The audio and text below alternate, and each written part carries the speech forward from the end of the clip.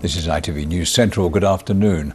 People living locally are calling for something to be done about a dangerous junction in Handsworth, Birmingham, following a fatal crash. Shelley Wu, seen here on the left, and her sister Lily, shown on the right, died after being hit by a car on the junction of Grove Lane and Antrobus Road on Sunday.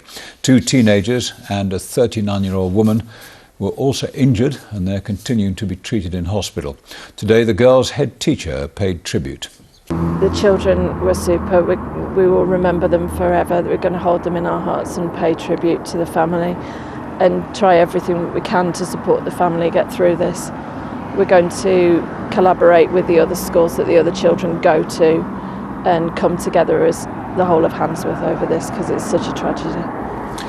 Detectives are questioning 4 people after a man died in Stratford-upon-Avon. Officers were called to reports of an assault in Arden Street yesterday afternoon. The road is expected to stay closed for most of today. 3 men and a woman are in police custody.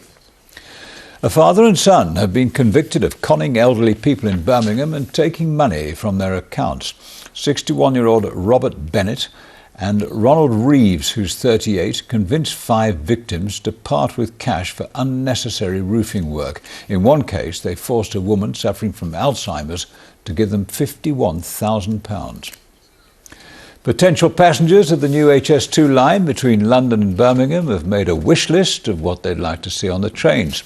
A panel chosen by the rail watchdog want GPs and gyms on board, as well as guaranteed seating in peak hours.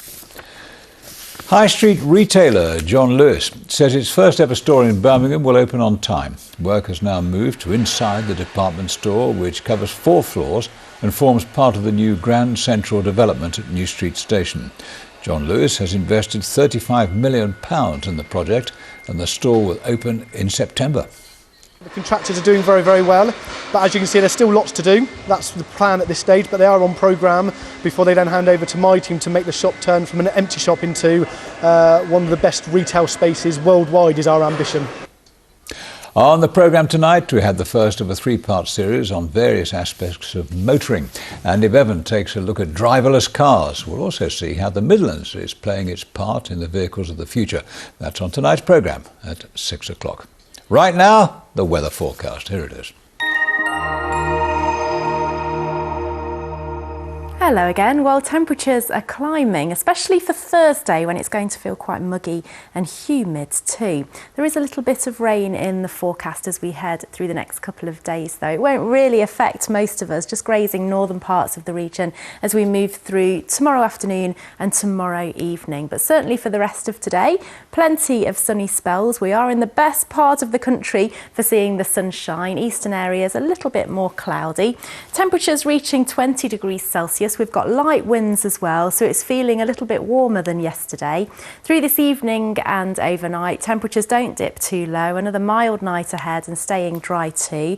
As we move into tomorrow morning, plenty of lovely sunshine, but the clouds will build a little bit in the afternoon in western and northern areas where we might just see 1 or 2 spots of rain in parts of Staffordshire.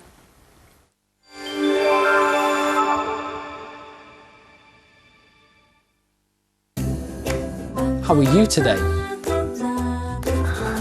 Lloyd's Pharmacy, proud sponsors of the Pollen Count. Well, in the sunshine and rising temperatures, grass pollen levels are rising too. We are expecting them to be very high through the rest of today and tomorrow as well. Have a nice afternoon. Bye-bye for now.